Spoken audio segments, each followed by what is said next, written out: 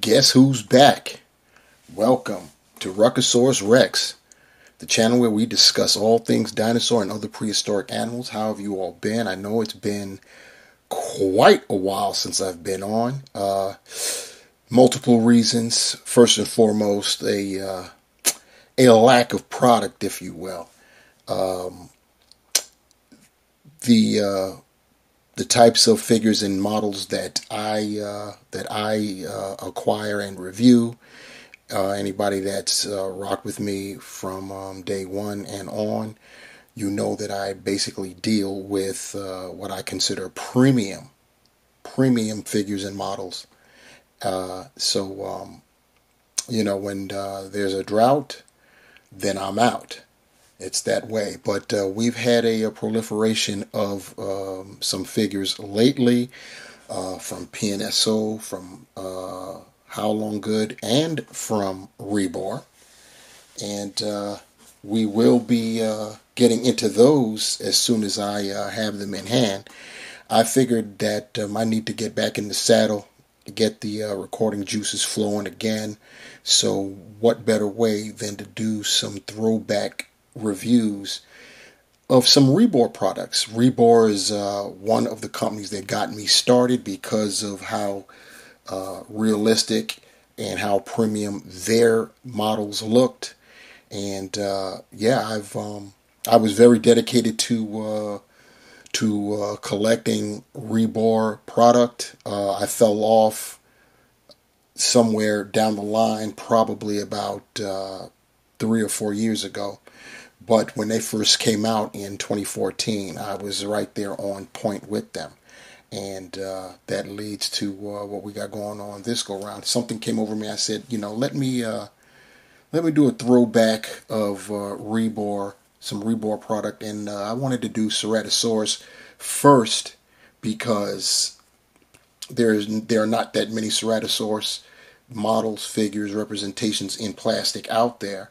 And back in 2015, Rebor came out with one, and they came out with this particular species. This is Ceratosaurus dentosulcatus, and this is the larger of the known ceratosaurs that we have specimens of, and that's actually questionable because there is a thought that this species is really just a larger version of the type species. So, the jury is out on that. But Rebor back in 2015 made a Ceratosaurus based on Dentus sulcatus. So that's what we got going on here. And like I said, this is the larger of the two species. This, we'll call it Ceratosaurus D, was estimated to be up to about 23 feet long.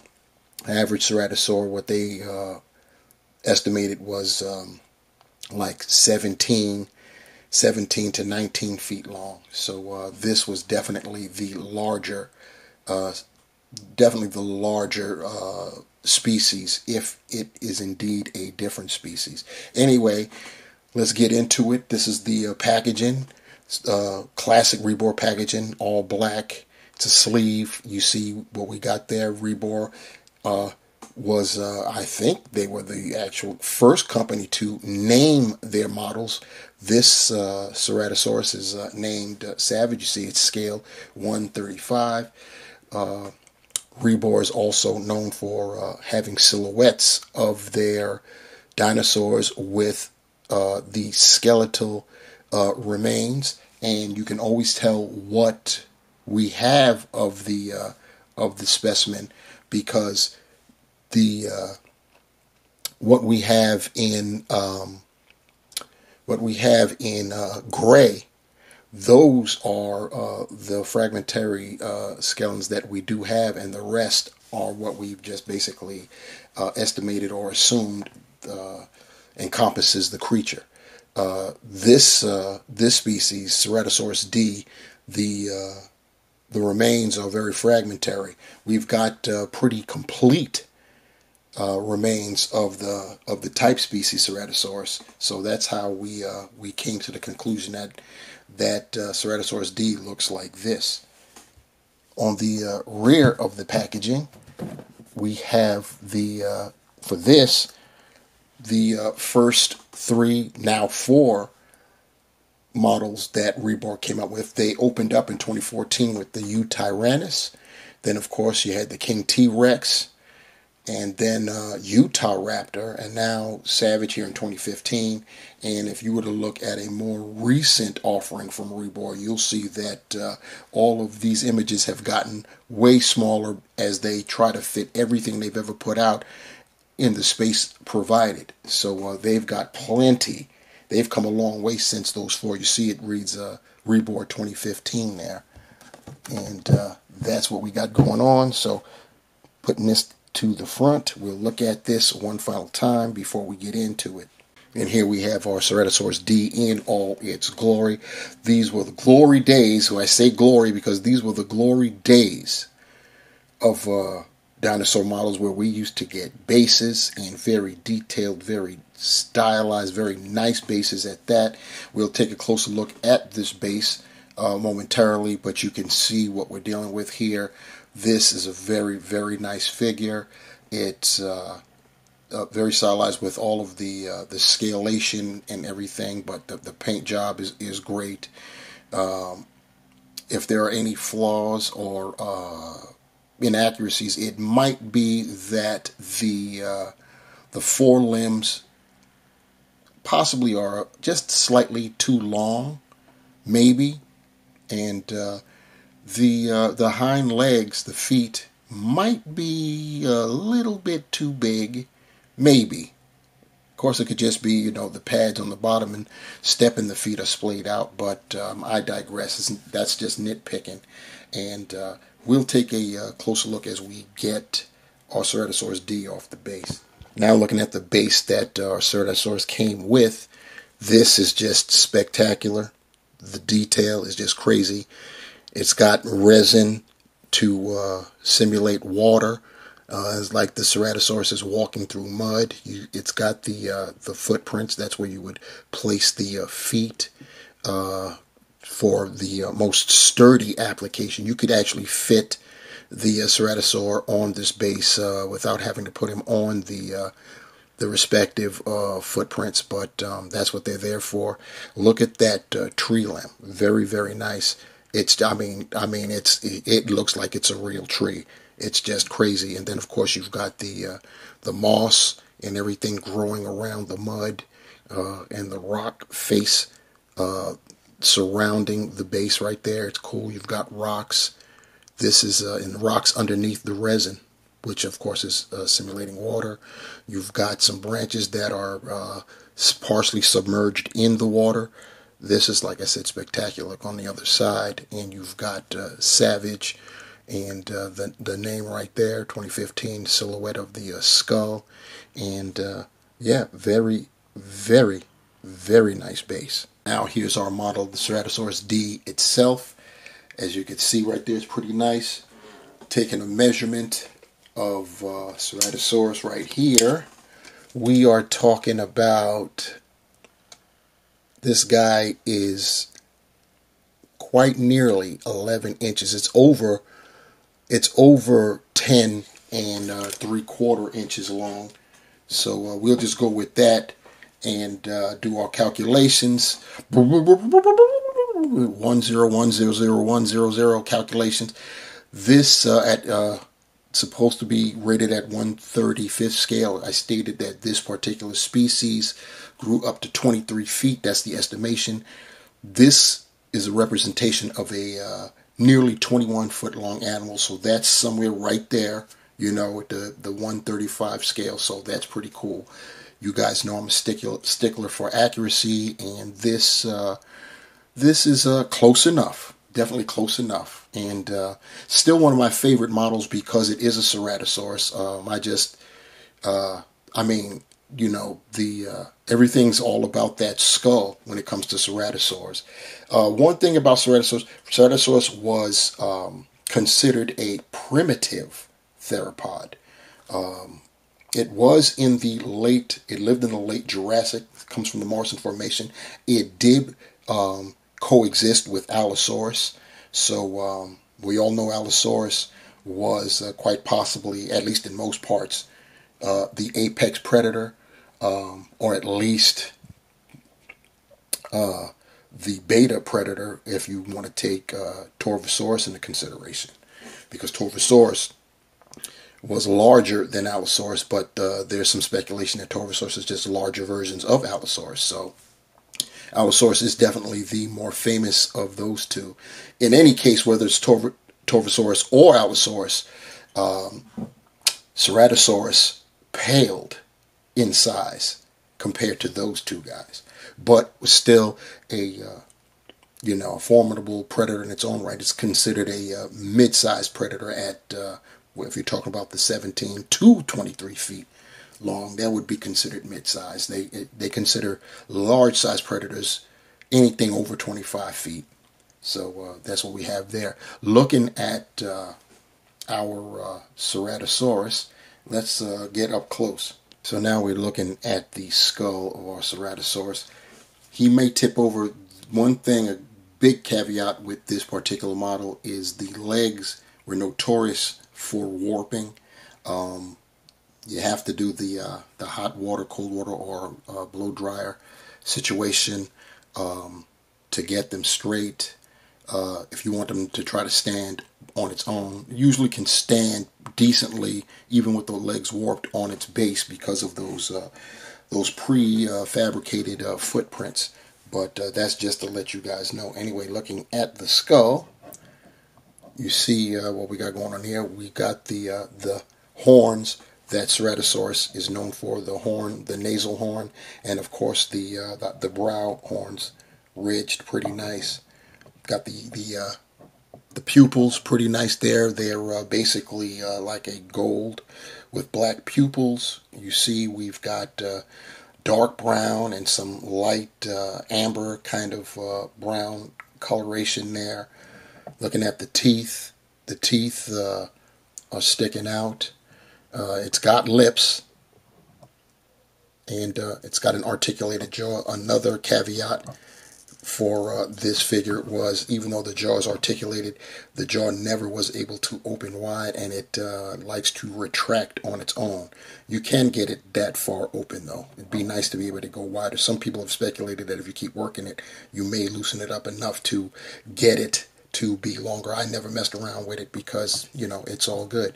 From what we can see in the mouth, got to do it quick. It's painted very nicely.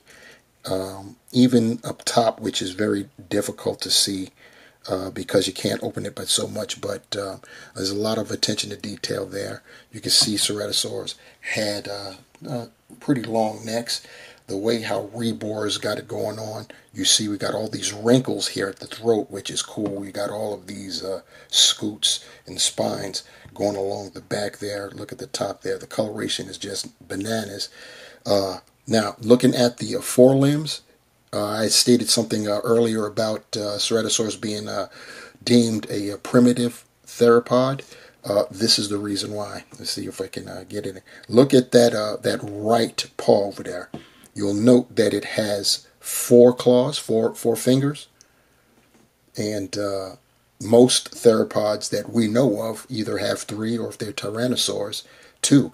Abelisaurids, they have 4 as well, but they came a lot later, and I don't think they're considered primitive. They're just a different type of theropod. If you know an Abelisaurid like Carnotaurus, then you'll know what I'm talking about. But they're very, very short, I've got to say, virtually useless forelimbs. Rest of our Ceratosaurus is on and cracking now. If you see the folds in the skin, you see the what we got going on for the feet there. You've got those scoots. Look at what's going down on those legs down to the paws. Look at the coloration of the claws on the feet. Looking very, very nice there. He's got some nice muscles going on as he pushes off on that right foot. Got nice coloration on the dew claw there. And looking at that tail, pretty nice with the striping.